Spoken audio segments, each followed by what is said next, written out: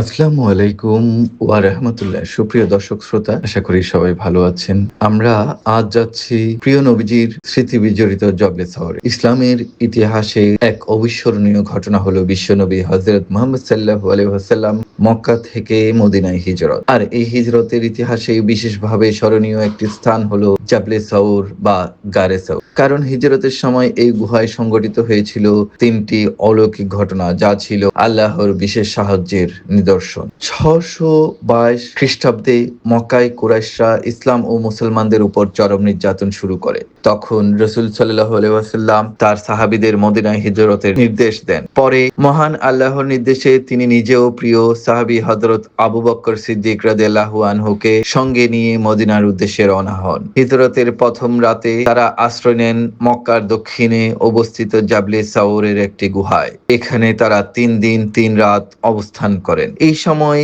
আল্লাহ তাআলা তাদের নিরাপত্তার জন্য ৩টি বিশেষ সাহায্য প্রদান করেন। প্রথমটি হলো হিজরতের রাতেই মক্কার কুরাইশ নেতারা দারুন নাদওয়া সবাই রাসূল সাল্লাল্লাহু আলাইহি ওয়াসাল্লামকে হত্যার পরিকল্পনা করে। সশস্ত্র যুবকরা নবীজির ঘর ঘিরে রাখে, কিন্তু আল্লাহর নির্দেশে রাসূল সাল্লাল্লাহু আলাইহি ওয়াসাল্লাম নিজের বিছানায় হযরত আলী রাদিয়াল্লাহু আনহুকে রেখে রাতের বেলায় সঙ্গী আবু বকরকে নিয়ে বের হয়ে যান। আশ্চর্যের বিষয় হলো শত্রুরা তার ঘরের চারপাশে পাহারা দিলেও তারা কিছুই টের পায়নি। এটি ছিল আল্লাহর প্রথম সাহায্য।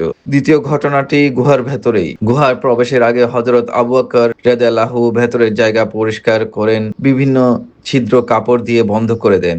একটি ছিদ্র নিজের পা দিয়ে বন্ধ করে রাখেন।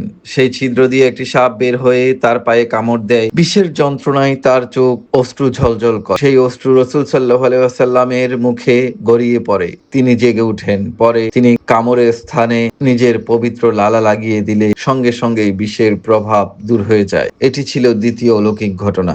এরপর ঘটে আরো বিস্ময়কর একটি ঘটনা। মক্কার কুরাইশরা রাসূল সাল্লাল্লাহু আলাইহি ওয়াসাল্লাম ও আবু বকর রাদিয়াল্লাহু আনহুকে খুঁজতে গুহার কাছাকাছি পৌঁছে যায়। তখন আল্লাহর হুকুমের গুহার মুখে একটি মাকড়সা জাল বুনে ফেলে এবং একটি কবুতর সেখানে বাসা বেঁধে ডিম পাড়ে। শত্রুরা যখন গুহার সামনে এসে এই দৃশ্য দেখে, তারা মনে করে এখানে কোনো মানুষ প্রবেশ করতে পারে না, তাই তারা গুহায় না ঢুকেই ফিরে যায়। এভাবেই আল্লাহ তাআলা তার প্রিয় নবীকে শত্রুদের হাত থেকে রক্ষা করেন। এই ঘটনাকে ইঙ্গিত করে আল্লাহ তাআলা পবিত্র কোরআনে বলেন, তোমরা যদি তাকে সাহায্য না করো তবে মনে রেখো আল্লাহ সাহায্য করেছিলেন যখন কাফেররা তাকে বহিষ্কার করেছিল। তিনি ছিলেন দুজনের একজন। যখন তারা গুহার মধ্যে ছিলেন তখন তিনি তার সঙ্গীকে বলেন, চিন্তা করো না, নিশ্চয়ই আল্লাহ তাআলা আমাদের সঙ্গে আছেন। সূরা আত-তাওবা আয়াত ৪০।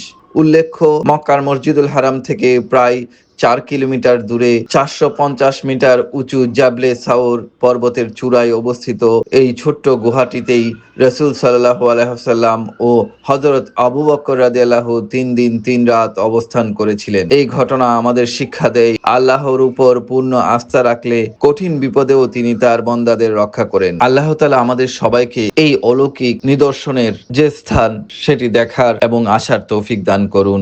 আমিন। জাবলে সৌর, মক্কা থেকে মির্জা ইমতিয়াজ।